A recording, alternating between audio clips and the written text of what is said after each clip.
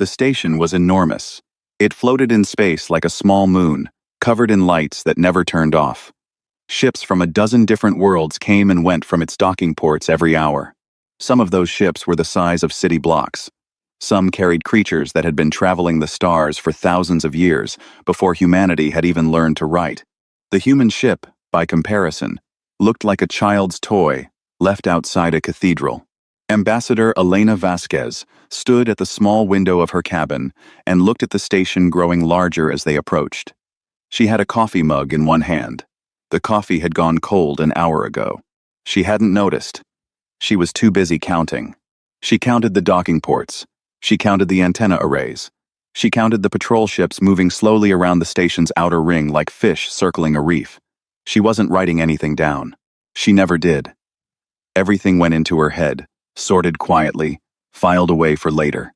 Her assistant, a young man named Dae Jung, knocked and opened the door without waiting for an answer. He had learned that Elena didn't mind this. "We dock in 20 minutes, he said.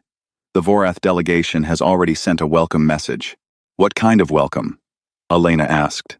Still looking at the window, Dae Jung checked his tablet. "The polite kind. The kind that tells you exactly where you're allowed to stand." Elena smiled. It was a small smile, easy and unhurried, the kind of smile that didn't explain itself. She turned from the window, finished her cold coffee in one long drink, and set the mug down. "Good," she said. "Let's go meet our hosts." The Grand Chamber of the Galactic Council was built to impress. The ceiling was so high that the top of it disappeared into shadow. The walls were carved from stone brought from 7 different worlds, each section a different color, representing each of the founding races. The floor was polished black and reflected the lights above it like still water. The 7 senior delegates sat in a curved row of raised seats at the far end. They looked, to Elena, exactly like every committee she had ever sat in front of back on Earth. Old power, comfortable in its own weight. The Vorath delegate spoke first. He was tall and thin, with gray skin and eyes that were completely white. His voice came out slow and deep, translated into English through a small device on the table in front of Elena. "The human delegation is welcomed as junior observers to the Galactic Conclave," he said. "Your status grants you the right to attend open sessions of the Council. You may not speak during debate. You may not vote on any matter. You may not enter restricted areas of the station without escort." He paused. "Do you understand and accept these terms?" Elena looked at him. She nodded once. "We understand completely," she said, "and we're grateful for the opportunity." She smiled again. The Vorath held her gaze for a moment longer than necessary, then looked away and moved to the next item on the agenda. In the row of seats behind the senior delegates, a Kethal diplomat named Savith leaned toward his young aide and spoke in a low voice. The Kethal looked something like a large lizard that had decided to wear a robe. His aide was smaller and newer to diplomatic work. "The human seems pleased," Savith said quietly. His aide looked at Elena, who was sitting with her hands folded on the table in front of her, still wearing that same relaxed expression. "Perhaps she doesn't understand the restrictions," the aide offered. Savith watched Elena for another moment. Something about her stillness bothered him in a way he couldn't quite name. "Perhaps," he said. But he didn't sound convinced. After the session ended, Elena's team gathered in the small set of rooms assigned to the human delegation. The rooms were located in the outer ring of the station, far from the main chambers. The furniture was the wrong size for human bodies. The lighting was slightly too blue. Elena suspected this was not an accident. She didn't mind. She had stayed in worse places for worse reasons. Her team sat around the main table. There were 5 of them. Dae Jung, who was young and fast, and knew how to make people feel heard. Kofi, a linguist from Accra, who could pick up the shape of a new language the way other people picked up a tune. Priya, an engineer who looked at every room she entered and immediately understood how it worked. Dr. Yusuf, a historian who had spent 30 years studying how civilizations rise and fall and what they had in common. And Mara, who officially had no specific job title, which meant her actual job was everything that no one else could be assigned. Elena looked around the table. Nobody said anything for a moment. Then Kofi grinned. "They gave us the worst rooms on the station." "Yes," Elena said. The chairs are designed for something with 4 knee joints. Yes. And the senior delegate talked to you like you were a slightly interesting pet. He did, Elena said. She picked up a tablet from the table and turned it on. So, we have work to do. Priya pulled up a map of the station on her own screen. I already started looking at the infrastructure layout from the public records. The station's water recycling system is… Not yet, Elena said. Not sharply.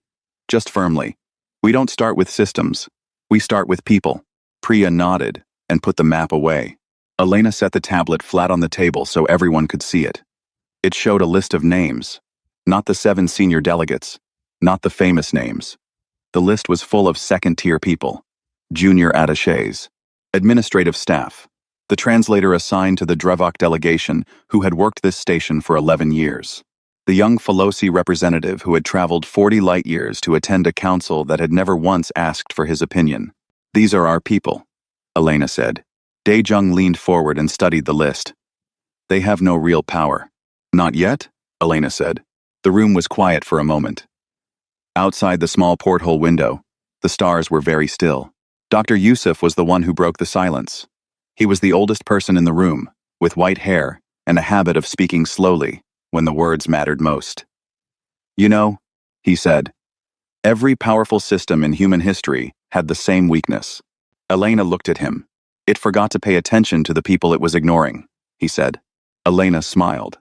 It was the same smile she had worn in the grand chamber, the same easy, unhurried expression that didn't explain itself and didn't need to. Get some sleep, she told the team. Tomorrow we start being interesting. None of them asked what she meant. They had all worked with her long enough to know that the question wasn't necessary. They each took a copy of the list.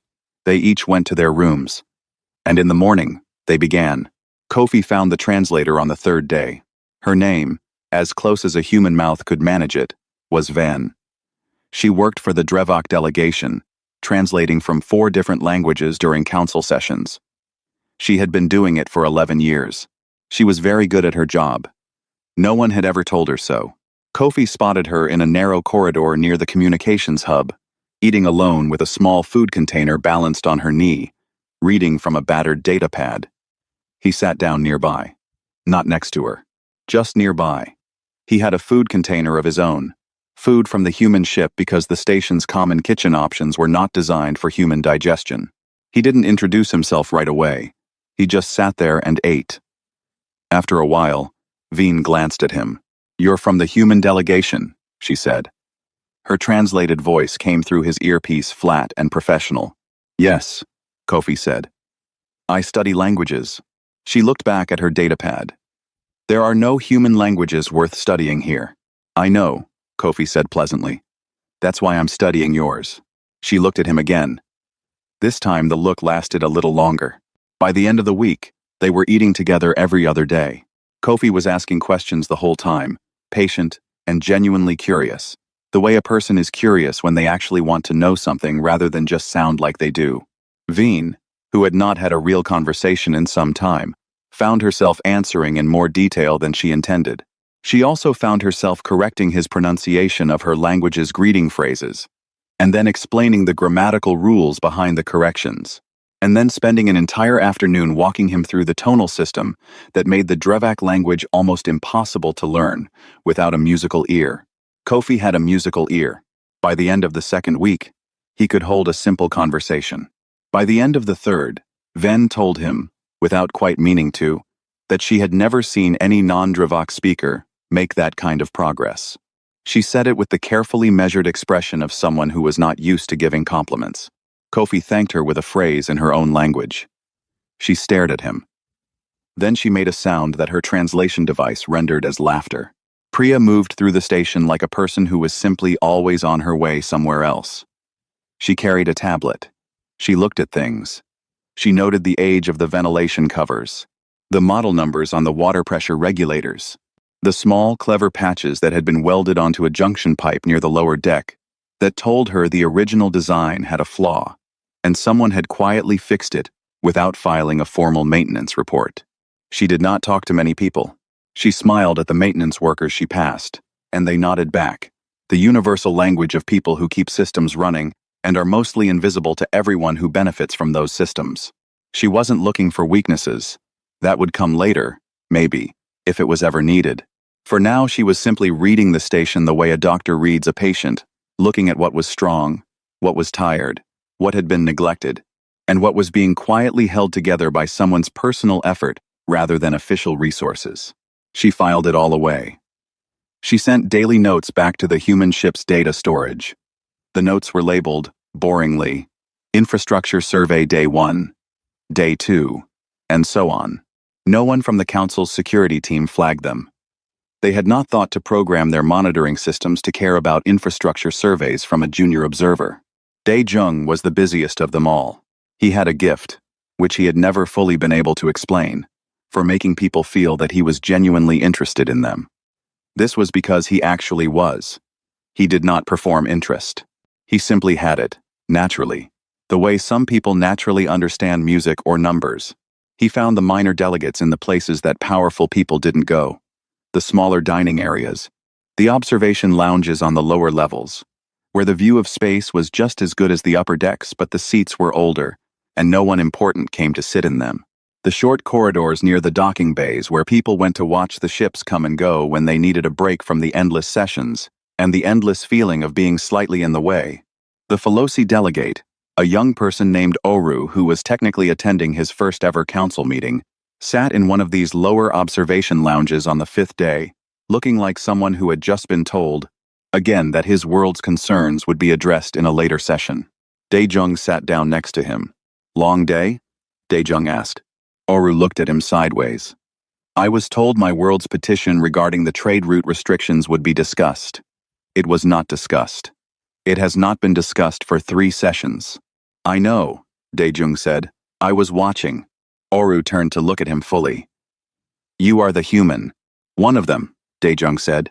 Your kind was also told to be quiet and wait. We were, Dae-jung agreed. They sat together for a moment, watching a large Srath cargo ship maneuver slowly out of its docking bay below them, its running lights sweeping across the walls of the port like slow orange eyes. Do you know, Dae-jung said, after a while, that there are 14 council charter clauses that deal specifically with the rights of member civilizations to free transit through declared neutral corridors? Oru said nothing. 14, Dae-jung continued. Most of them were written in the 1st century of the council, when the founders were still idealistic. He paused. When the council was still afraid of looking corrupt, Oru was very still. I was not aware of the number. Most people aren't, Dae-jung said. Nobody talks about them anymore. I think the senior delegates are hoping everyone forgot they exist. He pulled out his tablet and opened a document. He turned the screen so Oru could see it. Dr. Yusuf put together a summary. Plain language. All the relevant clauses, what they mean in practice, and what they would mean for a world like yours if someone were to formally cite them in session. Oru looked at the document. He read for a long time. Dae-jung waited without hurrying him. Finally, Oru looked up. His expression was not the same as it had been when Dae-jung sat down. Why are you giving this to me? Oru asked. Dae-jung shrugged. Because you should have it, he said simply. Because the rules already say your world has rights. Someone just never handed you the page. Back in the Grand Chamber, Elena Vasquez sat in the observer's gallery and watched the senior delegates argue over a trade dispute between 2 races that had been arguing over the same trade route for 60 years. The argument was almost musical in its repetition. She did not take notes. She did not speak. She watched the faces. She listened to the silences between the words. She mapped, in her mind, who agreed with whom, who was afraid of whom, who spoke with passion, and who spoke with the careful blankness of a person hiding what they actually thought. At the end of the session, the Kethal delegate Savith happened to pass near the observer's gallery. He glanced at Elena almost without meaning to. She was sitting with her hands folded, watching the chamber empty out around her. She was wearing the same expression she always wore. That same easy, unhurried look. Savith paused. He could not say why. Exactly. But something about that expression had begun to trouble him in a way that was hard to dismiss. It was not arrogance. She was not smirking. It was something older and quieter than arrogance. It was the look of a person who had already made a decision and was simply waiting, without any anxiety at all, for the world to catch up to it. He moved on. He told himself it was nothing. He was wrong. The emergency session was called without warning. It began with a message sent to all council members at the 7th hour of the station's night cycle, demanding attendance in the Grand Chamber by the 12th. The message came from the Srath delegation. The senior delegates of the other 6 founding races received it in their private quarters and made their way to the chamber with the slow, careful movements of very old institutions that had learned not to rush. Elena received the same message. She was already awake. She had a cup of tea in her hand. She read the message, set her tea down, and went to find her team. The Srath were one of the most powerful races in the known galaxy. They were large and heavily built, with dark plating across their backs that looked like armor and functioned almost like it. Their ships were fast, and their weapons were well documented.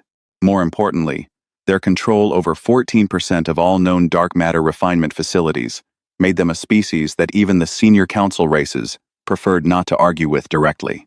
Their delegate, Commander Vorash, was not technically a diplomat. He was, by training and by preference, a military officer who had been given diplomatic rank because the Srath believed this was the honest way to conduct foreign policy. He stood at the front of the chamber and announced, in a voice that did not ask for silence but simply expected it, that the Srath hegemony was placing a controlled access restriction on the Kevrith transit corridor. All ships traveling through the corridor would be required to submit to Srath inspection and pay a transit levy. He used the words controlled access restriction. The words blockade and levy were his meanings, but not his language. The chamber was quiet for a moment. Then the senior delegates began to speak, one at a time, in the careful, circular way that powerful groups speak when they want to appear concerned without actually doing anything. The Vorath expressed deep interest in the long-term stability of transit routes. The Kethal noted the importance of measured responses. The others nodded with the gravity of people who had turned inaction into an art form. The Kevrith corridor was used primarily by 3 smaller civilizations, the Pholosi, the Drevak, and the Tumari. Without it, their trade ships would have to travel a route 3 times longer, effectively strangling their ability to export goods. All 3 of those civilizations had junior status on the council. None of them had ever been taken particularly seriously. Elena sat in the observer's gallery and watched. She did not move. She did not speak. She was not permitted to. She was grinning. Oru of the Pholosi was the first to rise. He stood up in his delegations section and asked, formally and with exact procedural language, to be recognized for a point of order. His voice was steady. The translator rendered it cleanly. The senior delegates looked at him the way they always looked at junior delegates, briefly, tolerantly, with no real expectation of anything interesting. The Vorath delegate allowed it with a small gesture. Oru cited Charter Clause 7, Section 4. He cited it word for word, correctly, in the original formal language of the Council's founding documents. He explained what it said, that no member civilization or aligned power could restrict access to a corridor declared neutral at the time of Council formation without a full vote of all member civilizations. He noted that the Kevrith corridor had been declared neutral in the Council's founding year. He noted that no such vote had been called. The Srath delegate stared at him. The senior council members looked faintly surprised, the way people look when a piece of furniture speaks. Then the Drevak delegate stood. She cited Clause 12, Section 1, which specified the economic rights of member civilizations and protected them from punitive transit restrictions imposed by more powerful members. She cited 3 precedent cases from Council history where this clause had been upheld, including one involving the Srath themselves, from 200 years ago. Then the Tumari delegate stood. He was a quiet man who had attended 16 council sessions and had never previously spoken above a murmur. He cited Clause 9, Section 7, which addressed what the Charter specifically defined as economic coercion and outlined the Council's obligation to respond. The chamber had gone very still. Commander Vorash was on his feet. These clauses are historical documents. They have not been applied in... They have never been repealed, said Oru, without raising his voice. Vorash turned to look at him. It was the look of a very large creature that had been used to smaller things getting out of its way. Oru did not get out of the way. The 6 other minor delegations that had been present and silent for so many sessions sat forward in their seats. One by one, 5 of them added their voices. Each one cited different clauses. Each one spoke with the careful precision of someone who had been handed a map of exactly where they were standing and had spent a week studying it. It was not chaos. It was the opposite of chaos. It was organized, specific, and legally airtight. Commander Vorash looked at the senior council delegates. He was waiting for them to do what they had always done: manage the smaller races, smooth it over, delay, and dilute until the issue quietly disappeared. The senior delegates were looking at the charter documents now being displayed on the chamber's main screens. The citations were correct. Every single one of them. The precedent cases were real. The language was the council's own founding language. The Vorath delegate, who had lived through more political crises than anyone else in the room, felt something he had not felt in a very long time.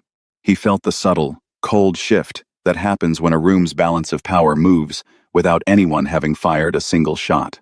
He looked toward the observers' gallery. Elena Vasquez was sitting with her hands folded, watching the chamber the way a person watches a fire they've carefully built from nothing, pleased with the warmth of it. She was grinning. Savith found his aide waiting outside the chamber after the session ended. The aide had been running a station security review for the past hour, cross-checking activity logs from the past 40 days. "You found something," Savith said. The aide held out a report. Every minor delegate who spoke today had at least one meeting with a member of the human delegation in the past 30 days. Informal meetings, shared meals, corridor conversations. None of it was flagged as politically significant because we weren't watching them, Savith said. "They are junior observers," the aide said, as if this explained everything. Savith read the report. He read it again. He thought about Elena's expression in the observers' gallery. He thought about the fact that the humans had produced no speeches, made no demands, signed no agreements, and yet somehow, the 6 most effective coordinated legal arguments in recent council history had come from 6 delegations that had never previously coordinated on anything. He handed the report back. "Inform the senior delegates," he said quietly, "and flag every single interaction the human delegation has had since they arrived." His aide hesitated. "Do you think the humans are a threat?" Savith considered the question seriously. "I think," he said slowly, "that the humans came in here knowing exactly what they were doing. I think they were quiet because quiet was the right tool." He paused. "And I think we should all have been paying much closer attention from the first day." He walked back into the chamber to find the senior delegates still sitting at their long table, very still, looking at a legal problem they could not ignore and could not make disappear. At the back of the room, in the observers section, Elena Vasquez had already gone, but if anyone had been watching, they would have seen that the chair she'd been sitting in still held the slight warmth of a person who had spent the last hour exactly where they wanted to be. The summons came on a gray card, not a digital message, not a formal notification through the council's communication system. A gray card, delivered by hand to the human delegation's outer door, with 7 signatures on it, one from each of the senior delegates. The card said, in the careful language that powerful people use when they want to sound calm and are not, that Ambassador Elena Vasquez was invited to attend a closed session of the council at the 14th hour. Dae-jung brought the card to Elena. She read it once, turned it over, found nothing on the back, and set it on the table. "Invited," Mara said, reading over Elena's shoulder. "Polite word for summoned." "It is," Elena agreed. She picked up her jacket from the back of the chair and put it on. "Do you want any of us with you?" Kofi asked. "No," she said. She looked around the room at the team. They were all watching her with the expression of people who trusted her judgment, but wanted to make sure she knew they were there. It was a good expression. She appreciated it. "Keep doing what you're doing. If I'm not back by the 16th hour, Dae-jung, go find Oru and let him know what happened." Dae-jung nodded. Elena picked up her tablet, tucked it under her arm, and left. The closed session chamber was smaller than the grand chamber, and it felt much smaller than it was because of the 7 delegates already sitting in it. They sat in a single row behind a long curved table. All 7 of them, the Vorath, the Kethal, the Srath, and the others. Their aides and assistants had been sent out. There were no translators in the room. Each delegate had their own personal translation device. There was one chair on the other side of the table. Elena sat in it. She set her tablet on the table in front of her and folded her hands on top of it. For a moment, nobody said anything. The 7 most powerful delegates in the galaxy sat in silence and looked at a human woman who looked back at them with an expression that was, by any reasonable measure, too comfortable for someone in her position. The Vorath delegate spoke first. He always did. "Ambassador Vasquez," he said. "You are aware of the events that occurred in the emergency session 2 days ago." "I am," Elena said. "You are also aware," said the Cathal delegate, Savith himself, his voice precise and cool, "that the coordinated actions of the minor delegations bear a suspicious resemblance to a campaign that required organization, research, and legal expertise that those delegations have not previously demonstrated." Elena looked at him. She waited. "We have reviewed the station's activity logs," Savith continued. "Members of your delegation met, individually, with representatives from each of the civilizations that spoke in that session. These meetings took place in the 40 days prior to the emergency session." "Yes," Elena said. The room adjusted slightly to the fact that she had simply agreed. "You do not deny it," said the Srath delegate, Commander Vorash. He was not happy to be in this room. He was not happy about anything that had happened in the past 2 days. "I don't deny it because there's nothing to deny," Elena said. Her voice was not defensive. It was the voice of a person who had already thought through this conversation in detail and was now simply having it. "My team members met with colleagues from other delegations. They had meals together. They had conversations. They shared information." "What information?" Vorash said. "Historical information," Elena said. "Legal information. A summary document compiled by our historian, Dr. Yusuf, outlining certain clauses in the Council's own founding charter. Information that is publicly available to any member of this Council, in the Council's own official records, accessible through the main library terminal on Deck 4. She paused. "I can give you the terminal number if that's helpful." Nobody said anything. Elena continued. "We shared knowledge. We answered questions when questions were asked. We explained what we found interesting about the Council's founding documents, and why we thought those documents still mattered." She looked along the row of delegates. Every action taken in that session was taken by the delegations themselves. They chose which clauses to cite. They chose when to stand. They chose what to say. We did not write their speeches. We did not tell them when to speak. We did not coordinate their timing. She picked up her tablet and set it flat so they could see the screen.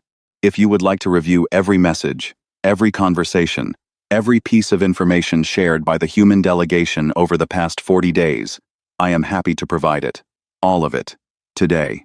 There was a long silence. The Vorath delegate was looking at her with an expression that was difficult to read. He was old, and old beings in power were often the hardest to read, because they had spent so much time becoming unreadable. But Elena thought she saw something in his eyes that might have been, underneath everything else, a very deep respect. "The minor delegations acted within their rights," he said finally. "They did," Elena said.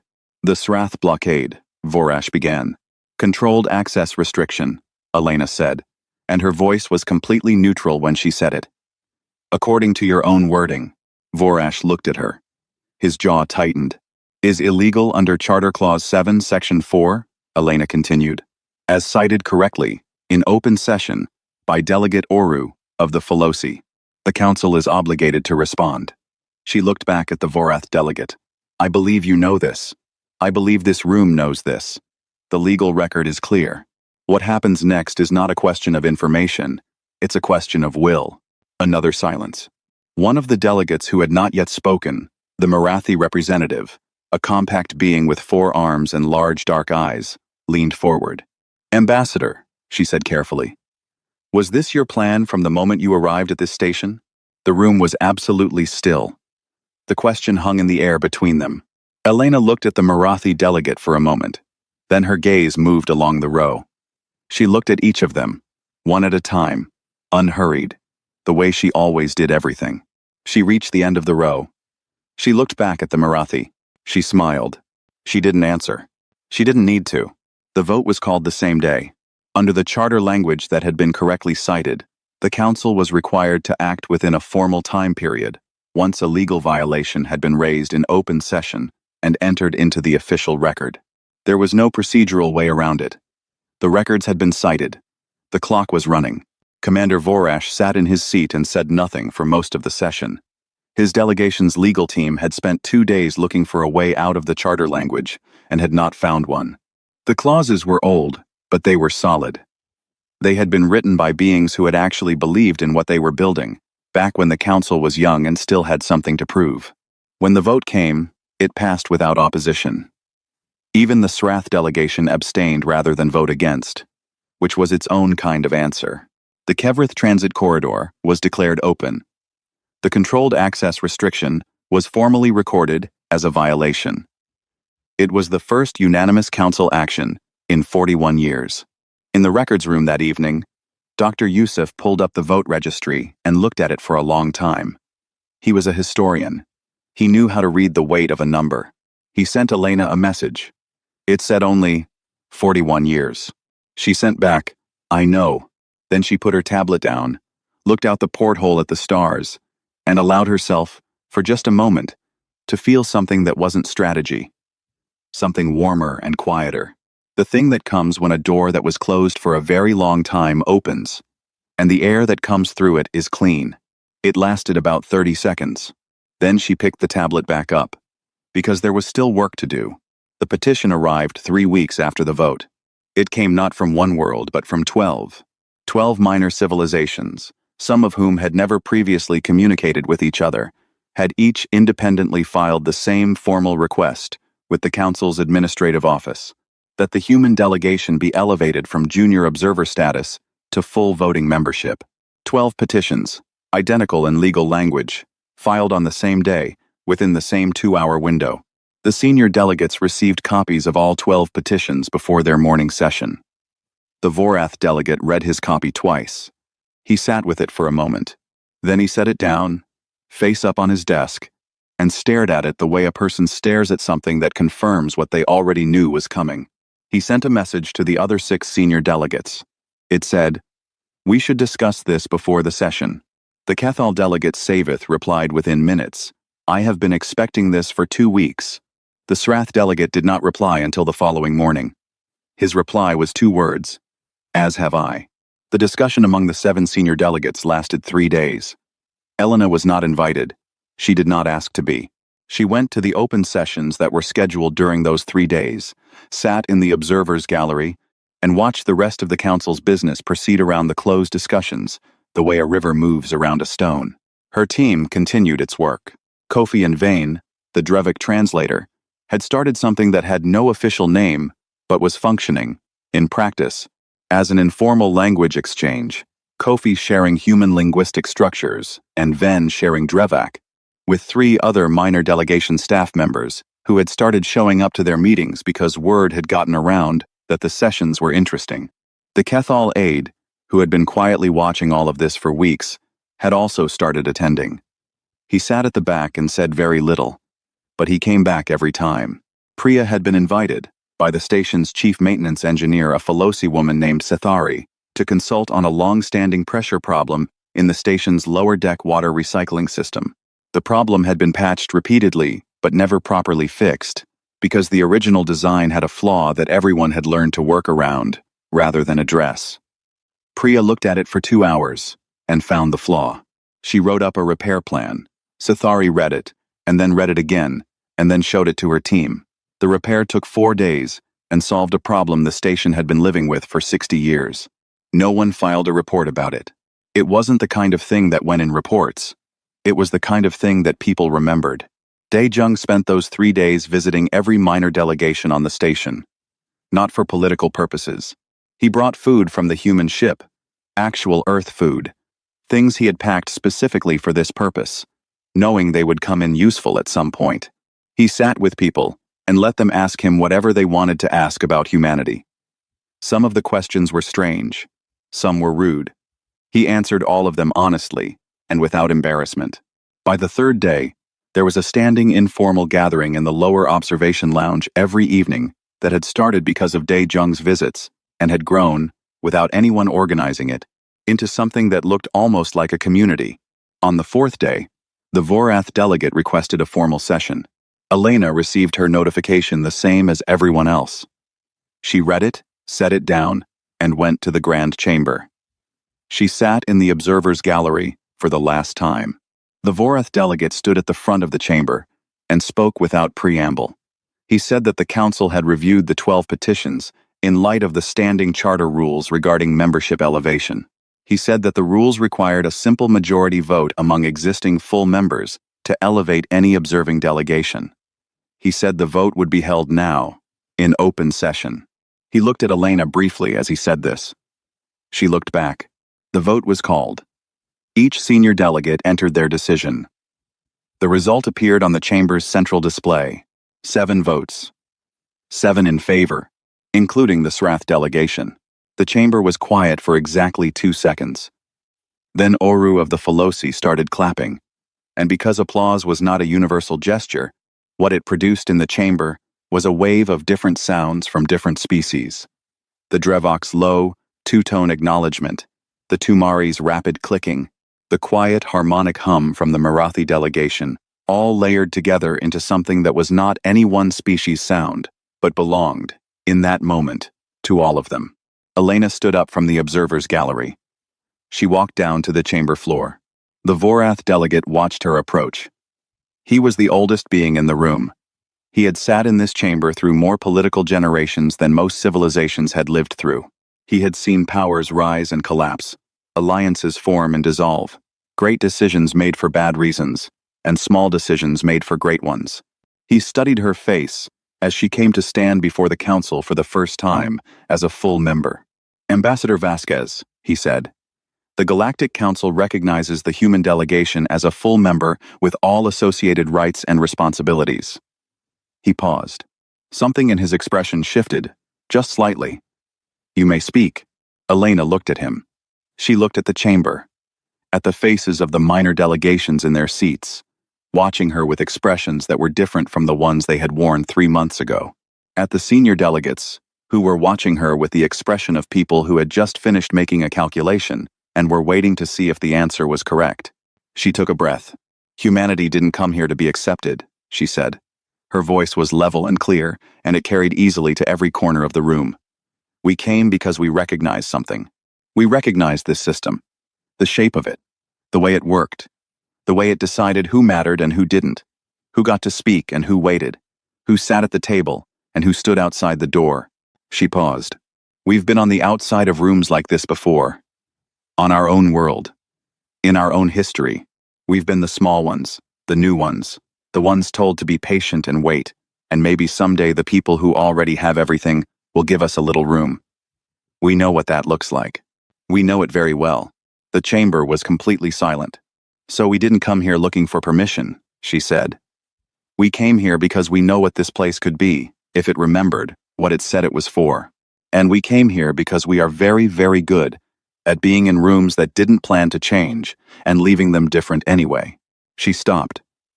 She looked around once more. Then she sat down in the seat that had been placed at the main table, a human-sized chair, she noticed. Someone had thought to arrange it. She suspected it was Sathari, the Pholosi maintenance engineer, who had access to the chamber furniture storage. She made a note to thank her. The Vorath delegate was still standing. He was looking at her with that expression she had never quite been able to fully decode. But this time, she thought she understood it. It was the expression of a very old thing, meeting something new, and finding, against all expectation, that the new thing was not frightening, but necessary. He sat down. Outside the tall windows of the station, the stars were everywhere. Billions of them. Most of them unexplored. Most of the space between them uncharted. The galaxy was, in the most literal sense, enormous beyond all comfortable thinking, full of unknowns, full of questions, full of small civilizations quietly hoping that the universe was more fair than it looked from where they were standing. Elena Vasquez sat at the table of the Galactic Council, humanity's first full seat in the largest political body in the known galaxy, and she thought about all those stars and all those questions. She thought about what could be done from a seat like this, with a vote like the one that had just been cast, with a room that was, for the first time in a long time, slightly rearranged. She thought about Kofi and his language sessions, and Priya and her fixed pipe, and Daejung's evening gatherings in the lower lounge, and Dr. Yusuf's careful documents, and Mara, and all her unnamed work. She thought about Oru, standing up to cite a clause that had existed for centuries and never been used. She thought about a room full of beings who had started this day a little more connected to each other than they had been when it began. Outside the windows, the stars were very still. Elena Vasquez was not smiling with the careful, strategic expression she had worn for 3 months. She was smiling the way a person smiles when the work was real and the result was true, and the thing they had believed in quietly, stubbornly, all along had turned out to be worth believing in. No one in the room had noticed the grin at first. By the time they did, it was already everywhere.